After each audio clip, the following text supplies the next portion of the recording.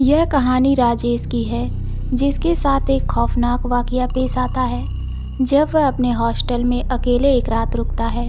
मेरा नाम राजेश है और मैं राजस्थान का रहने वाला हूँ। मैं एक स्टूडेंट हूँ, इसलिए मैं पढ़ाई करने के लिए एक हॉस्टल में रहता था। उस हॉस्टल में मेरे बहुत से फ्रेंड थे। दिवाली का टाइम आने वाला था। मेरे सभी फ्रेंड घर जा रहे थे क्योंकि वो सभी दूसरे स्टेट के थे, इसलिए वो जल्दी चले गए। मेरे इक्का दुक्का फ्रेंड ही हॉस्टल में बचे थे, वो भी थोड़े दिनों बाद जाने वाले थे। मेरा घर चूँकि शहर के पास एक गांव में था, बीमार होने के कारण मेरी बहुत सी स्टडी बर्बाद हो गई थी, तो मैंने हॉस्टल में ही रहने का निश्चय किया था ताकि अपनी छूटी हुई स्टडी को पूरा कर सकूं। मेरे घर वालों ने मुझे मंजूरी दे दी वहीं रुकने की। जो मेरे बचे हुए दोस्त थे अब वो भी अपने घर चले गए। हॉस्टल में मैं और मेरा वार्डन ही बचा। दिवाली की रात आने वाली थी, तो मेरा वार्डन भी मुझे चाबी देके अपने घर चला गया। अब हॉस्टल में केवल मैं ही बचा था। मैं अपनी पढ़ाई करके सोने चला गया। रात के करीब 2 बज रहे थे।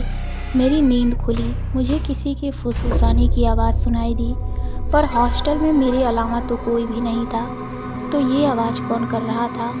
मैं बहुत डर गया कि एक तो इस सुनसान हॉस्टल में मेरे अलावा कोई भी नहीं है, और ऊपर से आती हुई यह आवाज़ मेरे शरीर में कँपकँपी उठ गई और मैं काँपने लगा। उस वक्त मेरा चुप रहना ही सही था, क्योंकि बाहर कौन है यह मैं नहीं जानता था। मैंने रजाई अपने मुंह तक ओढ़ ली और सोने की कोशिश करने लगा कि तभी मेरे दरवाजे पर हल्की सी खटखटाने की आवाज़ आई। मारे डर के मेरे पसीने छूट रहे थे। आवाज़ थोड़ी देर तक हुई, फिर घोर चुप्पी छा गई। घोर सन्नाटा हो गया पूरे हॉस्टल में। पर उस समय मुझसे पूछो कि डर क्या होता है। रात अभी बाकी थी। मैं खुद को मन ही मन यह बोल रहा था कि और रुको यहाँ, घर चले जाते तो क्या बिगड़ जाता, अब भुगतो। यही सोच रहा था कि एकदम से माहौल में फिर से वही डर छा गया। मेरे कमरे के बाहर किसी के चलने की आवाज़ आ रही थी। थोड़ी देर बाद आवाज़ बंद हो गई कि तभी दरवाजे को ज़ोर ज़ोर से उसने पीटा। थोड़ी देर बाद उसने मेरा नाम पुकारा, राजेश। बस यही काफ़ी था एक हार्ट अटैक के लिए। उसको मेरा नाम कैसे पता चला? वो बोला, बाहर तो आओ, दरवाज़ा तो खोलो, मुझे अंदर नहीं बुलाओगे? वह आवाज़ किसी इंसान की तो नहीं हो सकती। बहुत ही डरावनी आवाज़ थी। मैंने दरवाज़ा नहीं खोला। अब वो चिल्ला के बोला, दरवाज़ा खोल नहीं तो। राजेश दरवाज़ा खोल। वो अब गुस्से में था। मैं मन ही मन हनुमान चालीसा पढ़ने लगा।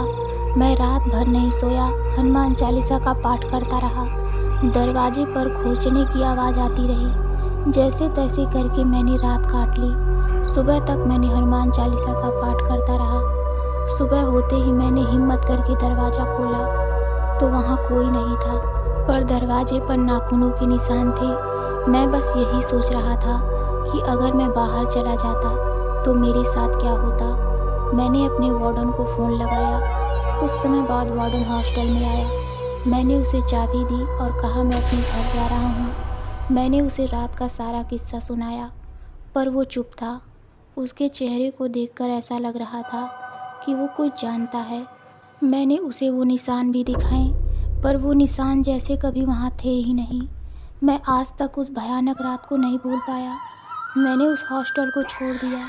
वो कौन था, कहाँ से आया था, मैं नहीं जानता। सो आई होप गाइस आपको यह हॉरर स्टोरी अच्छी लगी होगी। मिलते हैं अगली कहानी में। धन्यवाद।